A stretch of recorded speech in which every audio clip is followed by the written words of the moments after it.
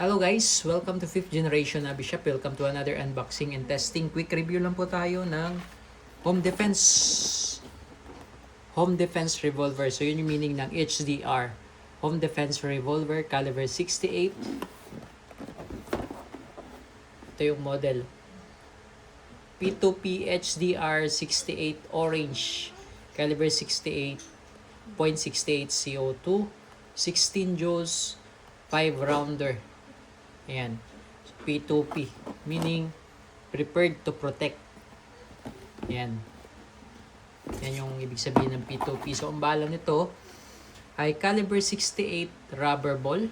Ayan yung rubber ball. Laki niyan.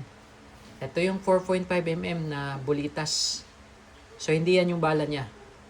Ito yung bala ng ating mga Glock 17 airgun na 4.5mm. Bulitas to.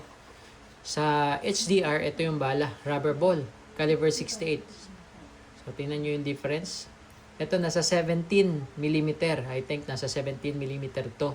Ito yung 4.5mm. Malaki, di ba? Tapos, pwede mo rin siyang balahan ng ito, pepper ball. Yan yung pepper ball. Ito yung maanghang. Pag nabasag to, maanghang to. Yan. Ito yung solid. Solid to pag tumama. Maanghang to. Yan. Paper ball. Live pa yan. Live. Okay. Yan. HDR 68. 5 rounder. So ito yung itsura niya, no? Orange.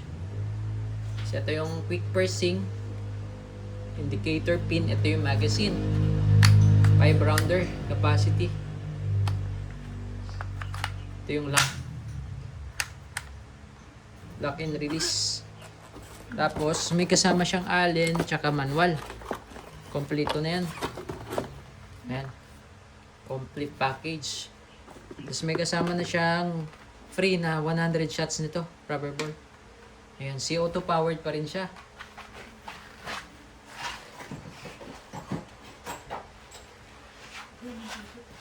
Bali ito yung kanyang hangin pa rin. So, itong tangke na to, good for 12 shots or 10 shots, more or less. Ito, disposable to. Ngayon, kagandahan nito, kaya nga siya P2P, prepared to protect, kasi pwede siyang naka-standby lang yung CO2 dyan.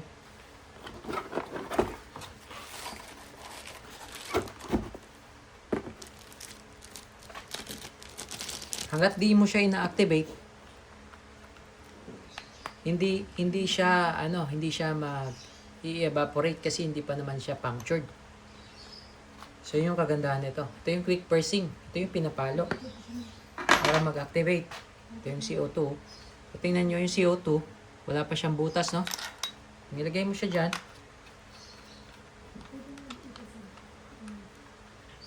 Naka-ready lang siya. Naka-ready lang yung CO2. So pag gagamitin mo na siya, kailangan mo siyang gamitin. Isang palo lang yan. Segundo lang. Puputok ka na kagad. Pero sa ngayon, hindi pa siya activated. So, tingnan nyo. Hindi pa siya punctured. Kasi hindi pa siya activated. Hindi pa siya pinalo. So, naka-ready lang kumbaga. Naka-ready lang siya. Ngayon, pag pinalo mo yan, mabubutas na yun. Okay? So, kumbaga, naka-standby lang siya. Nakatago lang siya. Yan, hipitan mo lang siya. Yan, hipitan lang. Ito, yung magazine niya. Pag maglo-load ka ng bala, ito yung gear niya sa likod. Yan sa likod. 5 yung capacity nito. Solid to. 16 joules po ito, power output. Yan. Load mo lang dyan. Release. Then, iikot mo one time. Yan. Yung sight niya, solid din, no? Kita, naka-fix. Tapos meron siyang overrail. Pwede mo siyang lagyan ng red dot. Meron din siyang underrail. Pwede mo siyang lagyan ng flashlight. Yan. Ba? Tapos may markings din siya dito. Okay. So, ayan. So, halimbawa, hindi mo muna siya gagamitin, tatago mo lang.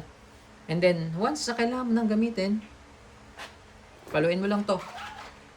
Paluin mo lang to for activation. Haangat itong indicator. Parang ganito. Yan. And that's the time na puputok mo siya. Ngayon, pag inactivate mo ang CO2 or pagbutas ng CO2, huwag mo siyang i-standby ng may pressure. So, once inactivate mo, gamitin mo kaagad. Ubusin mo kaagad yung CO2. Okay? So, putok tayo. Oh, ayun po yung ating target, oh. Oh.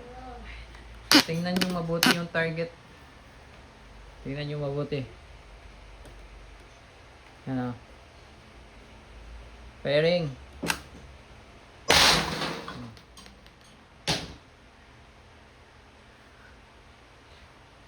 Oh.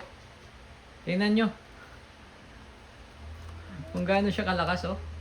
Yung distance natin nasa around 3 meters. Oh. Laki ng butas nyo, oh. Oh. Yung paper ball, iba yung ano nun, iba yung iba naman yung binibigay niya na power output. Tsaka yon pagka tumama yun halimbawa sa target na matigas, halimbawa sa katawan o ano man, nagbo-burst yun. Ayan, maanghang yun, maanghang. Etong rubber ball, matigas siya na pagka rubber. Solid talaga din. Kaya tingnan mo yung lakaw. Diba? 16 joules. Though malapit lang siya, pero pag tumama to, masakit. So, ito yung tinatawag nating less lethal. So, kaysa naman birahin mo ng totoo, mamaya mapuruhan mo pa. So, ito lang, pang warning lang muna to. Pag hindi umubra, dun na.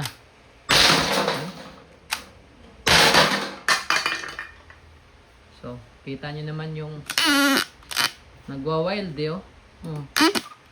Di ba? Oh, 5. So, reload tayo. Yan, ang lakas nitong home defense revolver na ito. No? Ganyan-ganyan lang yung kulay niyan, pero tingnan nyo, oh.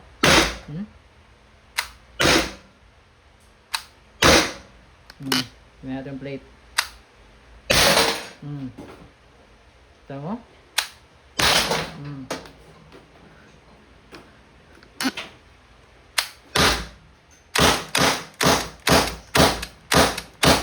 So, din-dry fire ko lang siya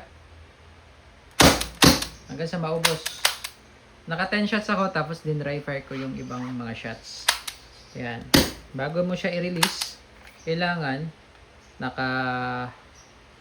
bago mo i-release yung cup, pursing cup, kailangan ubusin mo muna yung CO2. Pag matigas, gamitan lang ng allen. Allen mo lang.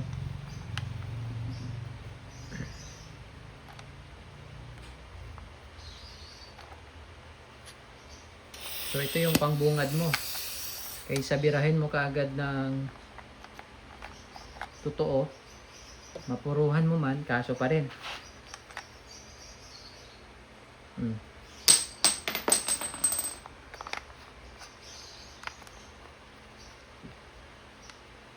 Ito, mapuruhan mo, aaray lang siya.